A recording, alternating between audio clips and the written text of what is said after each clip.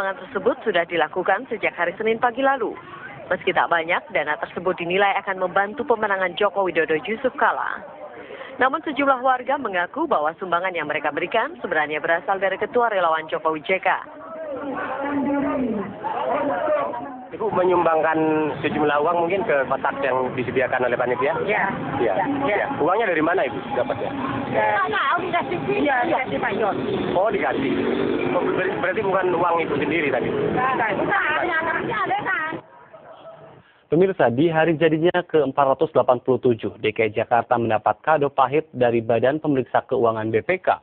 Pengelolaan anggaran pendapatan belanja daerah APBD selama 1 tahun terakhir ini dinilai berantakan. Temuan BPK menunjukkan ada potensi kerugian daerah dengan nilai total 1,54 triliun rupiah.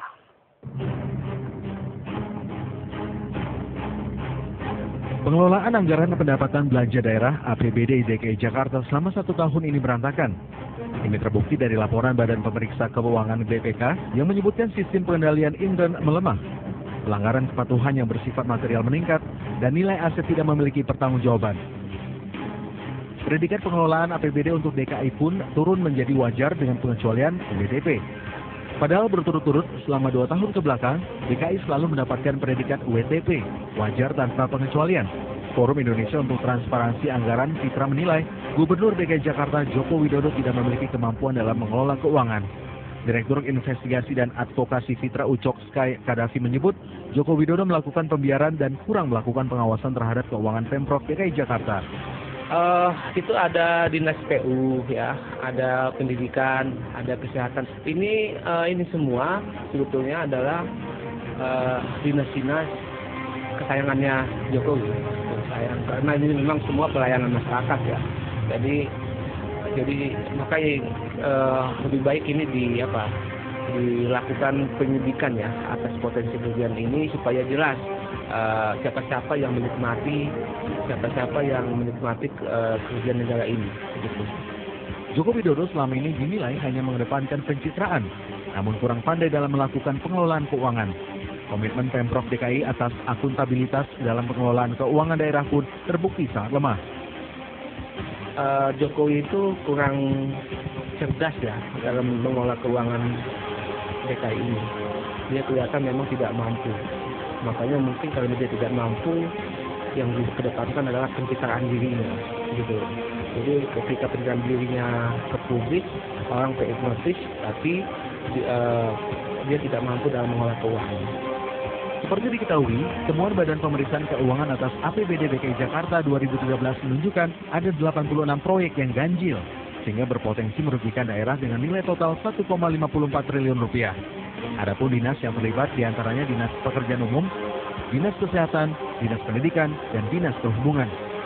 Sesuai undang-undang, yang bertanggung jawab terhadap temuan BPK dan yang bertanggung jawab atas buruknya pengelolaan keuangan DKI Jakarta adalah Gubernur DKI Jakarta, Joko Widodo. Kartu merah pengelolaan keuangan DKI dari BPK ini menjadi kado pahit untuk Jakarta yang tengah berulang tahun ke-487. Indah Retina, Jakarta.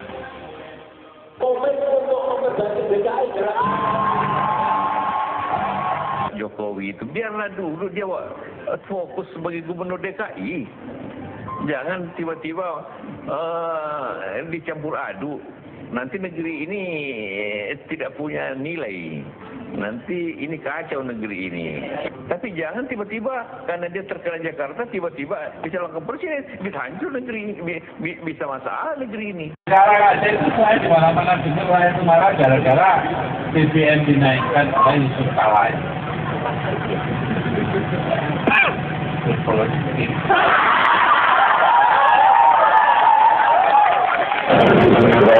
Betul memecat JK, kemudian Laksamana sekali dengan tuduhan korupsi ketika menyangkut masalah Menteri Perdagangan dan Perindustrian Pak Yusuf Kala. Justru ngomong dulu kepada pimpinan Golkar waktu itu Pak Tanjung, kemudian menjelaskan juga kepada DPR karena orang ini punya indikasi korupsi. Justru punya banyak informasi dan cara justru menentukan mengeksekusi masalah ini selalu berdasarkan evaluasi dan informasi yang sangat akurat. Kalau nggak akurat waktu itu kan tahu lah kondisi politiknya kan masih sangat kacau. Jadi kalau tidak akurat pasti juga nggak akan lakukan itu. Yang ditunjuk menjadi anggota DKP adalah setingkat yang diperiksa atau lebih, dan bukan tituler. Kalau mahkamah militer bisa tituler, ini tidak. Dan mereka masih ada. Tanda tangannya bisa diautentikasi. Substansi dari produk DKP bisa ditanyakan kepada beliau-beliau itu. Saya kira 6 orang nggak ada yang kemudian semuanya lupa. Ya. Pasti ada yang ingat bahwa substansi dari DKP itu benar atau salah. Cukup ya, ini sudah cukup. Rakyat, pelanggaran HAM ini menyakiti rakyat. Jadi kalau tentara tidak mampu berbuat apa-apa, tidaklah mampu berlaku jujur, ya apa?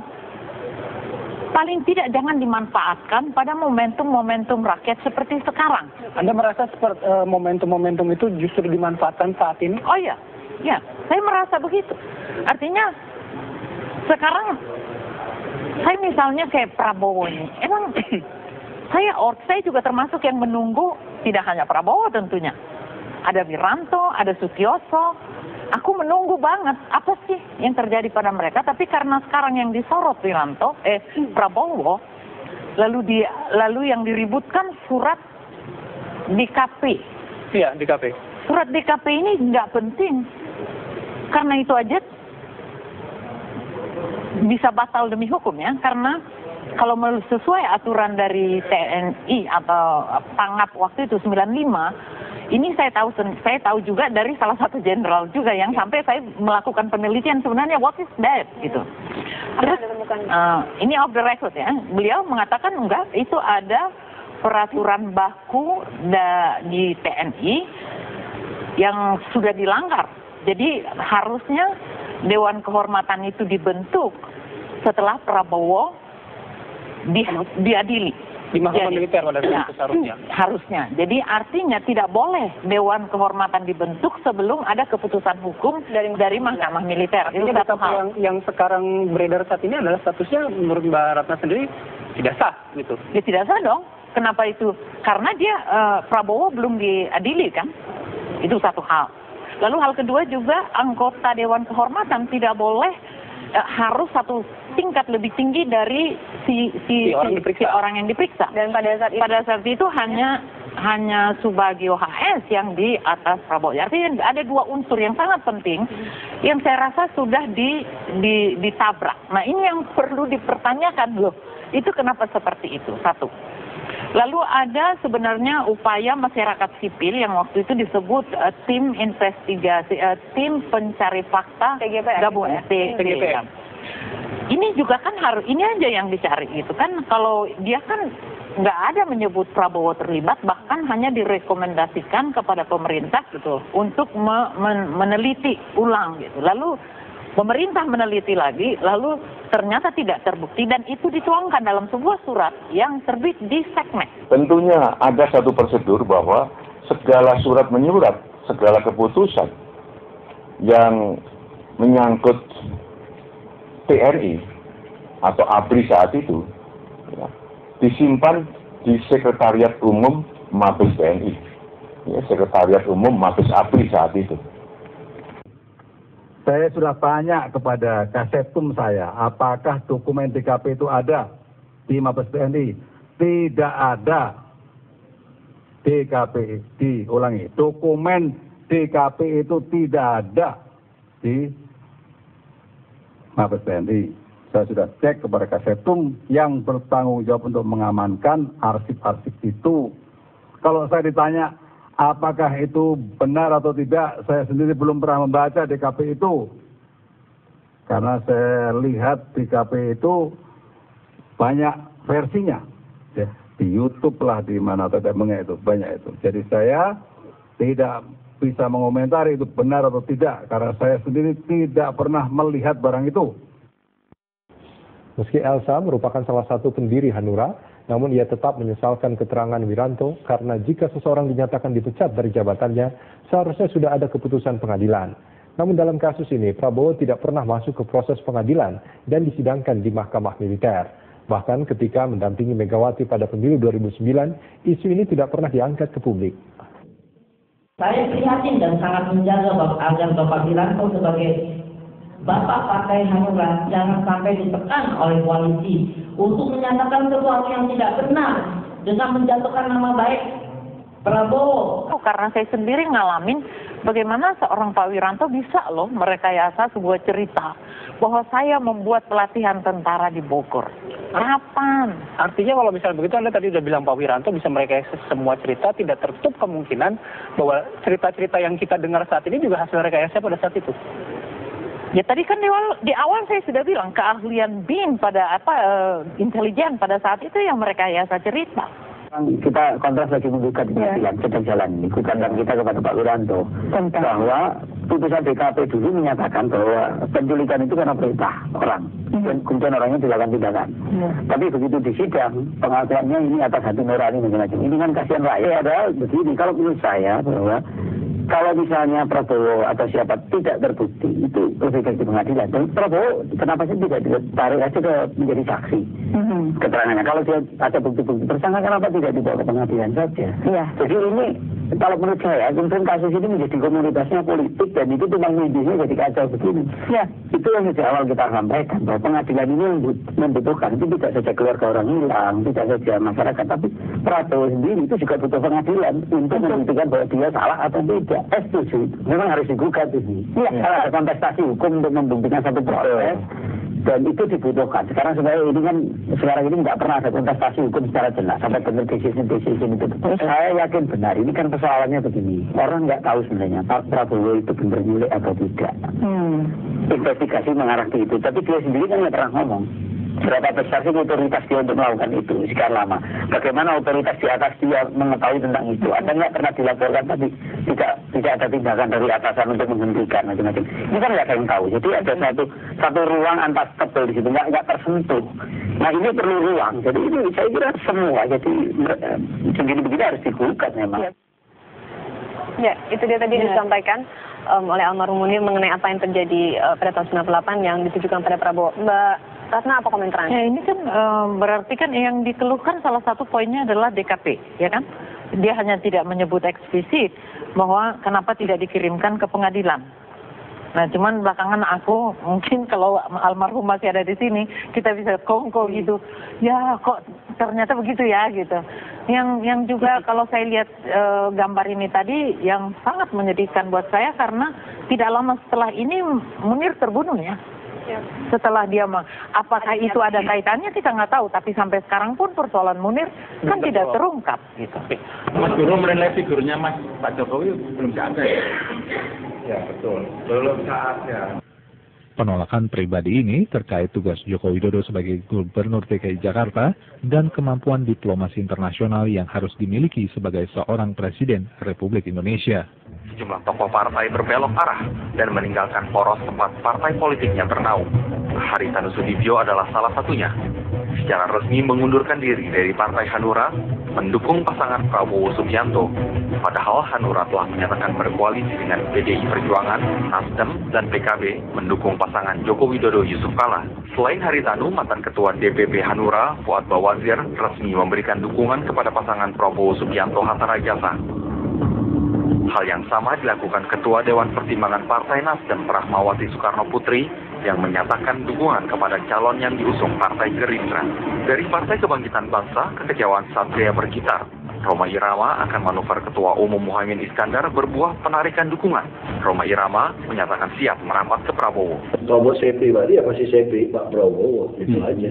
Ya kan kita udah bilang kan bahwa saya akan pilih Pak Prabowo karena beliau udah jelas berani memasang saya dan Pak Jokowi tanpa meminta uang mahar.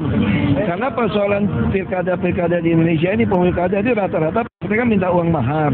Dan Partai Gerindra dan Pak Prabowo dia berani untuk mendukung saya.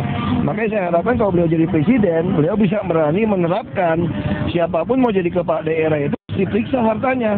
Dari mana? Baru di lapangan tandingnya jadi bersih. Kalau semua orang mau jadi kepala daerah mesti bayar partai kan capek, pasti nyogok kan. Nah Pak Prabowo membuktikan itu.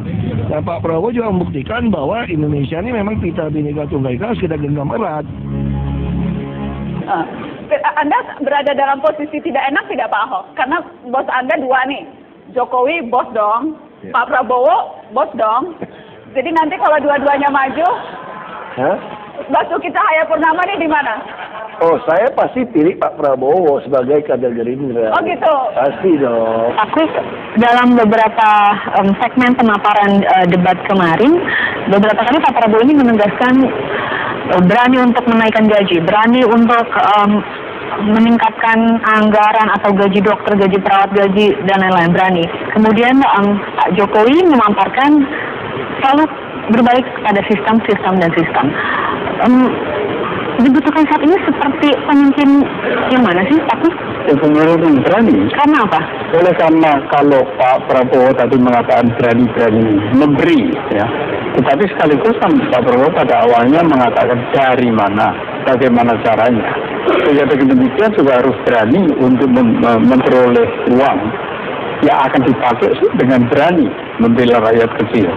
Kalau orang yang paling ikhlas kepada rakyat Indonesia itu Prabowo. Ikhlasnya seperti apa, Gus?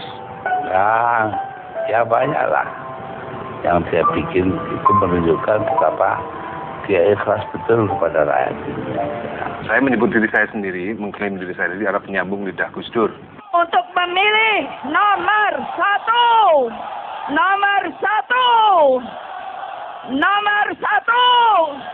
Hidup Prabowo, hidup Prabowo, hidup Prabowo. Saya percaya dengan adagium bahwa tidak ada pengikut yang jelek, hanya ada pemimpin yang jelek.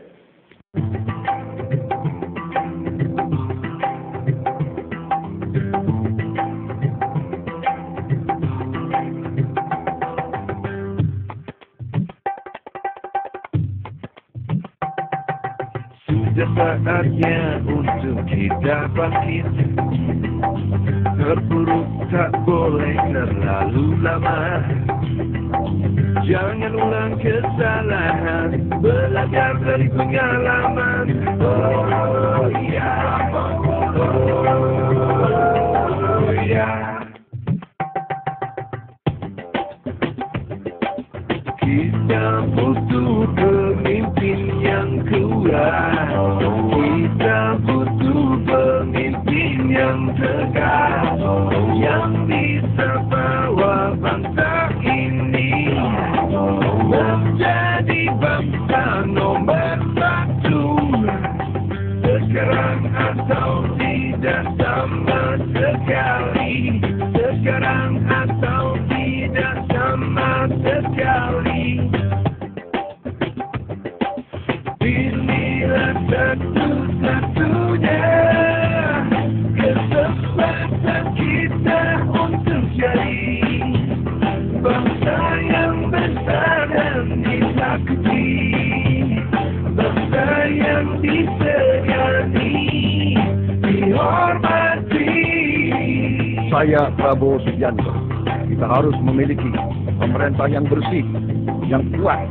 Indonesia harus kuat, aman, sejahtera, adil, makmur. Kalau bukan sekarang, kapan lagi?